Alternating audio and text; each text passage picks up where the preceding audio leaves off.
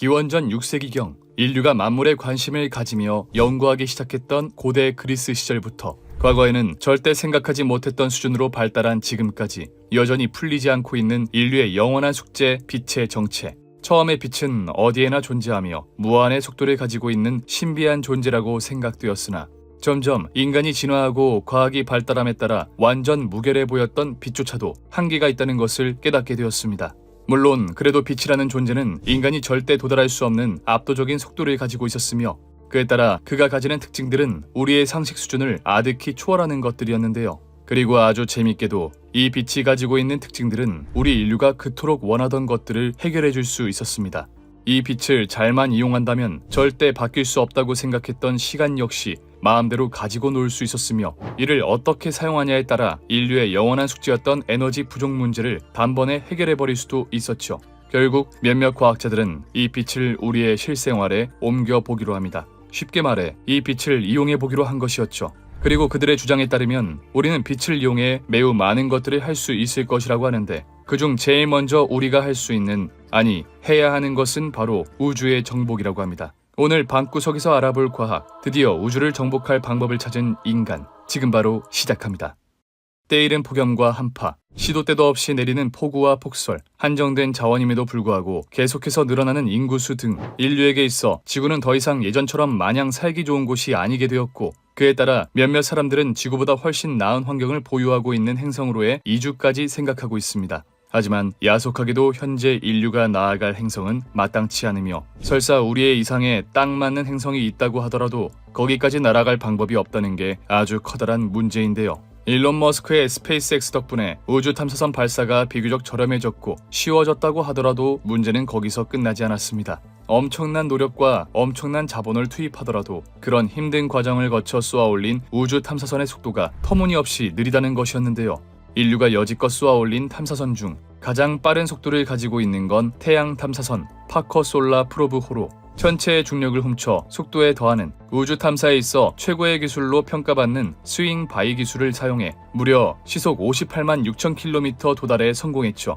시간이 60만 킬로미터를 갈 수 있다는 건 분명 굉장히 빠른 속도이긴 하지만 굉장히 광활한 우주의 스케일을 떠올린다면 이는 처참할 정도로 느린 속도였는데요. 파커호의 속도는 사실 빛의 속도에 비교하자면 0.006% 수준의 속도로 그렇게 빠르다는 빛이 가장 가까운 외부 항성 프록시마 센타우리까지 4.2년이 걸린다는 것을 생각해보면 아직 인류에게 우주여행은 턱없이 멀어 보입니다. 물론 단순하게 더욱 강하고 더욱 큰 출력을 가진 로켓을 발사하면 이 한계점을 쉽게 돌파할 수 있을 것 같은데요. 더군다나 우주는 공기저항을 일으킬 기체도 없고 장애물들도 그리 많지 않을 테니 인류의 추진 기술을 총집약하고 기름도 수십억 리터를 박아버리면 빛의 속도쯤이야 우스워 보인다고 생각하실 수도 있습니다. 하지만 안타깝게도 우리는 아직 지구를 벗어나는 것조차 그리 쉽지 않은 상황인데요. 아인슈타인의 일반 상대성 이론에 따라 질량을 가지고 있는 물체는 모두 중력을 가지고 있는데 우리가 우주 밖으로 내보내기 위해 많은 양의 기름을 실어낼 우주선조차 많은 중력을 이겨내야 한다는 소리이기도 했습니다. 쉽게 말해 더욱 강한 출력을 내기 위해 기름을 많이 실으면 그만큼 우주선은 무거워져 중력이 강해지게 되고 다시 한번 그 중력을 이기기 위해 더욱 기름을 싣게 된다면 또 중력이 늘어나 우주선은 뜨지 못하게 되죠. 이에 따라 이제는 기존의 고전적인 방법을 가진 우주선이 아니라 지금까지는 없었던 새로운 패러다임의 우주선이 필요해졌는데요. 다행히 수많은 석학들은 뛰어난 두뇌로 신박한 아이디어를 떠올렸고 결국 그 해답은 빛에 있었습니다. 그렇다면 우리는 현재 우주를 어떻게 여행하고 있을까요? 제일 먼저 생각나는 건 역시 고전적인 방법 로켓입니다. 연료를 연소해 발생하는 고온 고압의 가스를 분출하여 뉴턴의 3법칙, 작용 반작용 법칙에 의해 앞으로 나아가는 로켓은 강력한 출력 덕에 꽤나 오랜 기간 동안 신뢰받으며 선택받아 왔습니다. 하지만 강력한 장점과 더불어 한계점 역시 명확했는데요. 우리가 지구에서 탐사선을 발사할 때 탐사선에 실을 수 있는 연료의 양이 정해져 있다는 겁니다. 오랜 비행을 위해 탐사선에 많은 양의 연료를 싣게 되면 그만큼 지구 궤도 위로 올려야 하는 탐사선의 무게가 무거워지기 때문에 원래보다 배는 많은 연료를 소모해야 하죠.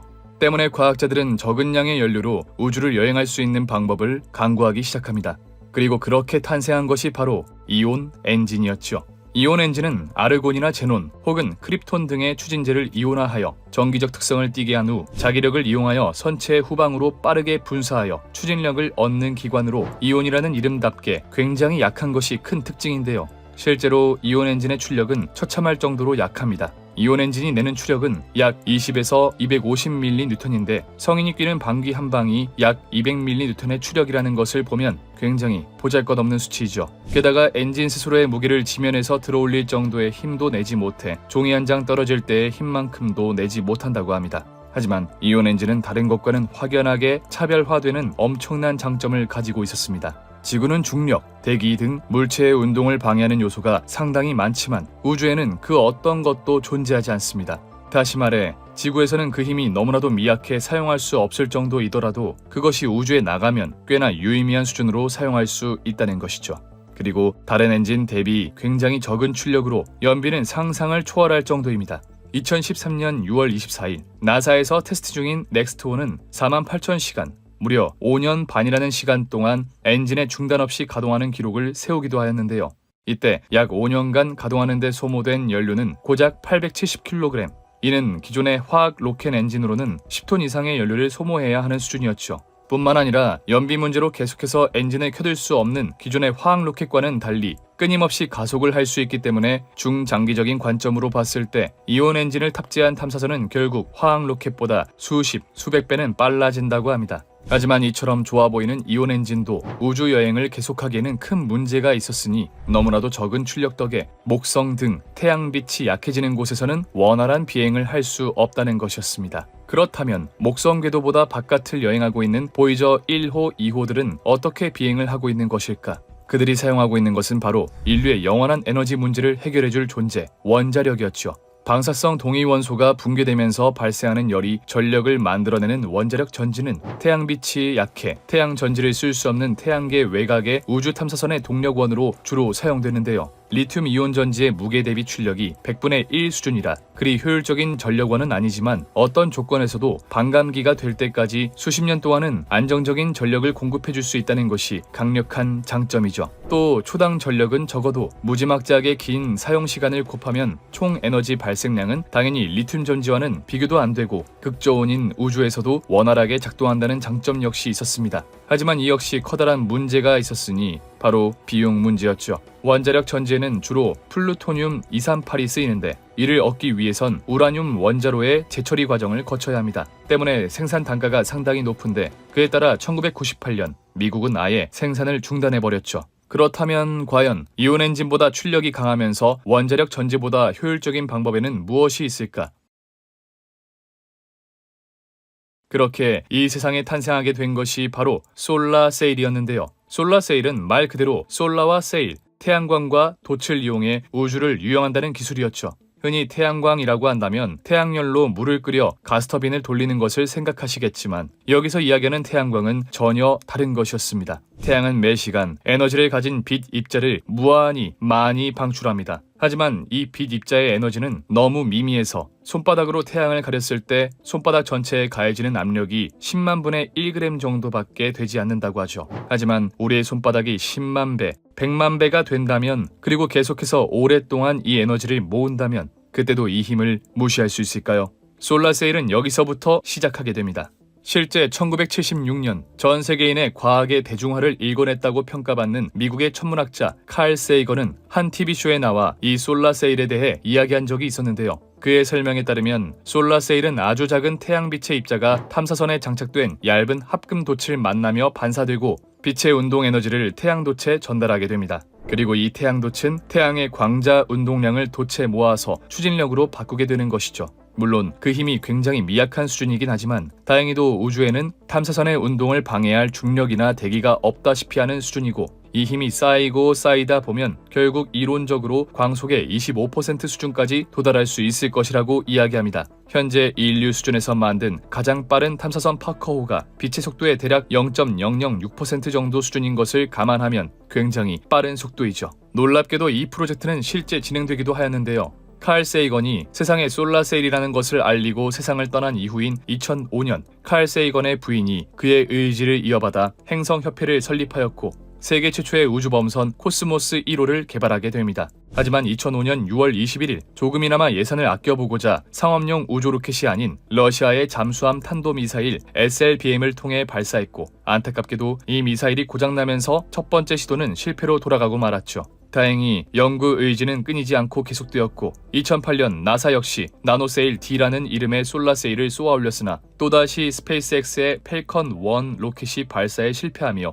다시 한번 물거품으로 돌아가게 됩니다. 그렇게 솔라세일은 우주에서 그 모습을 보이기도 전에 계속해서 실패를 맛보며 과학자들을 자극하였는데요. 그러다 2010년 5월 20일 일본 우주항공연구개발기구 작사에서 세계 최초로 솔라세일 형태의 우주범선 이카로스를 발사하는 데 성공하게 되죠. 성공적으로 발사된 이카로스는 6개월 만에 금성 궤도에 진입하는 데 성공했고 금성의 사진을 찍어서 지구에 보내는 데도 성공하였습니다. 그리고 태양 주위를 대략 10개월 단위로 공전하면서 지구와 교신 중이라고 하는데요. 일본 우주항공연구개발기구는 이카로스의 성공을 발판 삼아서 목성 탐사선 개발을 계획하고 있죠. 하지만 이런 솔라세일에도 단점이 있긴 했으니 솔라세일은 급행이 아니라는 것이었습니다. 솔라세일이 결국엔 광속의 25% 수준까지 도달해 그 어떤 탐사선보다도 빨라질 수 있지만 이는 수십 년간의 속도가 누적되어야 가능한 결과물로 보급품을 운송하거나 긴급한 일이 발생하였을 때에는 별로 적합한 방법이 아니죠. 그러자 이번에는 다른 방법을 한번 사용해보기로 하는데요. 그리고 1946년 로스 엘러모스 국립연구소에서 근무하던 스타니스 와프 울람은 이런 생각을 하는데요. 핵무기를 우주선의 연료로 사용할 순 없을까? 하지만 처음에는 그다지 주목받지 못하는 의견이었습니다. 당장 핵무기를 만드는 데에는 커다란 돈이 들 뿐만 아니라 핵무기를 고작 우주선의 연료로 써야 할 이유가 없었으니까요. 그런데 얼마 지나지 않아 상황이 바뀝니다. 1957년 소련이 미국보다 한참 앞서 세계 최초의 인공위성 스푸트니크 1호 발사에 성공한 것이었죠. 발등에 불이 떨어진 미국은 서둘러 우주 개발에 총력을 기울였고 그렇게 1958년 이 말도 안 되는 계획은 오리온 프로젝트라는 이름이 붙게 됩니다. 먼저 우주선에 엄청난 수의 핵무기들을 실어 놓은 뒤 우주선을 발사시킵니다. 그리고 앞으로 나아갈 필요가 있다고 생각될 때 그 우주선 뒤에서 핵폭탄을 하나씩 터뜨리는 것이죠. 그렇게 되면 폭발로 인해 충격이 우주선에 전달되고 원하는 속도가 나올 때까지 그리고 원하는 지점에 이를 때까지 이 방법을 무한히 반복한다는 것이었습니다. 1958년 연구 당시 그들은 얼마 지나지 않아 슈퍼 오리온 우주선을 만들 수 있을 것이라 추측했는데요. 이 슈퍼 오리온은 길이만 400m에 질량이 800만 톤 그리고 핵폭탄 1080개가 필요한 것으로 예상됐죠. 800만 톤의 질량은 거의 도시 하나에 필적하는 질량으로 8.045톤의 에펠탑 1000개에 해당하는 질량이며 50만 톤인 부르자 할리파 16개, 기자의 피라미드 1.5개에 해당하는 말도 안 되는 규모였습니다. 심지어 1968년 오리온 프로젝트의 공동 연구자인 다이스는 한술 더 떠 길이 20km에 4천만 톤의 질량, 그중 3천만 톤의 질량은 핵폭탄이 차지하는 엄청난 규모의 우주선을 구상하기도 하였죠. 정말 정신이 아득해지는 어마어마한 규모이지만 만약 이 계획이 성공적으로 실현된다면 이 우주선은 광속의 0.33%, 초속 약 1000km로 태양에서 제일 가까운 외부 항성 알파 센타우리 별까지 1330년이면 갈 수 있다고 예상했죠.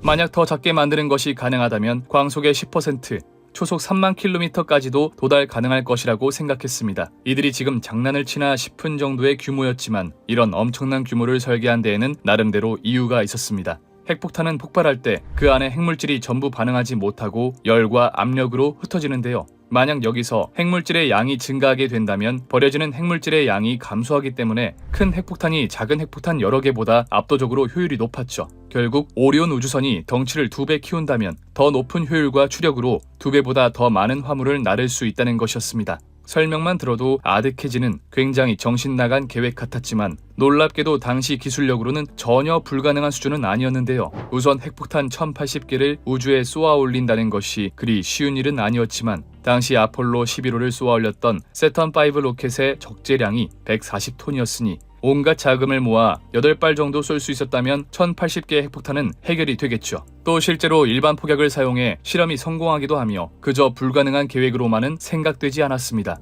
하지만 이를 현실적으로 실행하기에는 많은 어려움이 있었는데요. 그 중에서 이 프로젝트를 실현시키는 데 있어 돈이 너무나도 많이 든다는 것이었습니다. 먼저 계획의 첫 단추였던 1080개의 핵폭탄을 우주에 쏘아 올리는 것부터 엄청난 돈이 필요했는데요. 아폴로 11호를 성공적으로 쏘아 올린 세턴5 로켓을 한 번 쏘아 올리는 데에만 12.3억 달러, 한화로 약 1조 3천억 원이 들었으니 핵폭탄 1080개를 모두 우주에 쏘아 올리기 위해서는 적어도 10조 원 이상의 돈이 투입되었겠죠. 실제 1968년 당시 오리온 프로젝트의 비용을 추산한 바로는 현재 전 세계 1년 GDP의 3분의 1이 투입되어야 하는 규모였다고 합니다.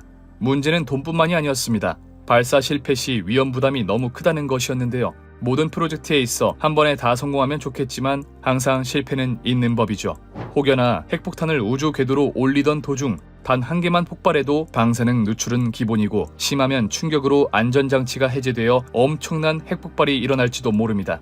무사히 핵폭탄을 우주 궤도에 올렸다고 해도 문제는 여전히 존재했습니다. 오리온 프로젝트는 핵폭탄의 폭발력을 이용해 추진력을 얻는 만큼 우주선이 그 엄청난 폭발력을 견딜 수 있어야 하는데요. 한번 터지면 수십 킬로미터 반경을 초토화시킬 정도로 강력한 폭발력을 가지고 있는 핵폭탄을 과연 우주선이 여러 번 견딜 수 있을까요? 그렇게 결국 과학자들은 마지막 방법을 떠올리게 되는데요. 2019년 나사 마샬의 우주비행센터 연구원 데이비드 번즈는 아주 놀라운 논문을 하나 발표하게 됩니다. 그의 논문에 따르면 우리는 광속의 99%에 이르는 우주선을 만들 수 있고 심지어는 그 속도를 내는데 아무런 연료도 소비되지 않을 것이라고 이야기합니다. 다시 말해 외부의 추가적인 에너지 개입 없이 무한한 에너지를 만들어낸다는 건데 솔직히 말해서 쉽게 이해가 되는 상황은 아니죠. 이를 이해하려면 그가 진행했었던 사고 실험을 한번 살펴보아야 하는데요. 먼저 마찰이 없는 우주 공간에 공이 들은 상자 하나를 놓아봅시다. 그리고 여기에 딱 한 번 공을 오른쪽으로 치게 되면 그 힘에 의해 상자 역시 오른쪽으로 이동하게 될 텐데요. 오른쪽 벽면을 친 공은 다시 한번 왼쪽 벽면을 치게 되고 그렇게 상자 속 공은 왼쪽과 오른쪽을 번갈아가며 치며 상자는 계속해서 요동치겠죠. 그런데 여기에도 한 가지 문제가 있긴 합니다. 오른쪽과 왼쪽 모두 동일하게 한 번씩 친다면 결국 상자는 제자리 걸음일 테니까요. 어딘가로 나아가는 형식으로 우주선을 만들려면 오른쪽은 조금 더 세게 치고 왼쪽은 약하게 쳐야 할 겁니다. 하지만 오른쪽으로 갈 때 공의 질량을 느리고 왼쪽으로 갈 때 공을 줄일 수도 없는 노릇이고 만약 그 기술이 가능했다면 차라리 그 기술로 이미 우주를 여행하고 있었겠죠. 그리고 여기서 두 번째 사고 실험이 시작됩니다. 상자 안에 왼쪽에서 오른쪽으로 갈수록 커지는 고리를 하나 넣어봅시다. 그렇게 된다면 공이 오른쪽으로 갈수록 운동량이 커지게 될 텐데요. 여기서 아인슈타인의 일반 상대성 이론에 의하면 에너지를 많이 가진 물체는 질량이 늘어나기도 하는데 바로 이를 이용해 보는 것이죠. 따라서 오른쪽으로 갈 때는 더욱 많은 운동량으로 질량이 커지게 되어 큰 힘을 만들게 되고 왼쪽으로 갈 때는 운동량이 줄어 질량이 작아지면서 작은 힘을 만들어내게 됩니다. 다시 말해 이 고리 모양을 잘 사용하면 휘발유나 경유 같은 연료 없이도 우주선을 앞으로 가게 만들 수 있다는 것이었는데요. 물론 아직 구상 단계에 있는 엔진이긴 하지만 아직까지는 개선할 수 있는 부분이 상당히 많기 때문에 상당히 긍정적으로 바라보고 있는 상태이죠. 하지만 문제는 이 헬리컨 엔진이 어디까지나 이론상 엔진에 불과하다는 것이었는데요. 이건 실제로 구현한다면 예기치 못한 오류가 일어날 수도 있고 당연히 개선해야 할 문제도 많을 겁니다. 또한 우주선을 움직이게 할 만큼 강한 추력을 얻기 위해서는 상자 속 공이 거의 빛의 속도에 가깝게 움직여야 한다고 하는데 이론상으로는 입자 하나를 가속하는 데에 길이 200m, 직경 12m의 거대한 엔진이 필요할 것이라고 하죠. 하지만 이렇게 큰 에너지로 만들 수 있는 에너지는 고작 1뉴턴에 불과하다고 합니다. 쉽게 말해 배보다 배꼽이 더 큰 수준이죠. 물론 어디까지나 이론상의 물체인 만큼 보완할 부분도 많고 개선해야 할 부분도 많을 겁니다. 하지만 이 이론이 세상에 탄생한 지 아직 5년도 채 되지 않은 만큼 헬리컬 엔진은 활발하게 연구되고 있는 상황인데요. 아직 무언가를 빛의 속도에 가깝게 하는 것은 힘든 상황이지만 충분한 시간이 흐른다면 물건을 빛의 속도에 가깝게 하던 아니면 빛을 이용하던 둘 중 하나는 무조건 가능해지게 될 겁니다. 그리고 때가 되면 이 빛을 다른 방식으로도 사용할 수 있을 것이라고 하는데요. 몇몇 과학자들에 의하면 이 빛이 핵무기를 뛰어넘는 최고의 비대칭 전력이 될 수도 있을 것이라고 합니다. 다음 방구석에서 알아볼 과학은 이제는 빛을 무기로까지 사용한다고 입니다. 지금까지 방구석 과학이었습니다. 감사합니다.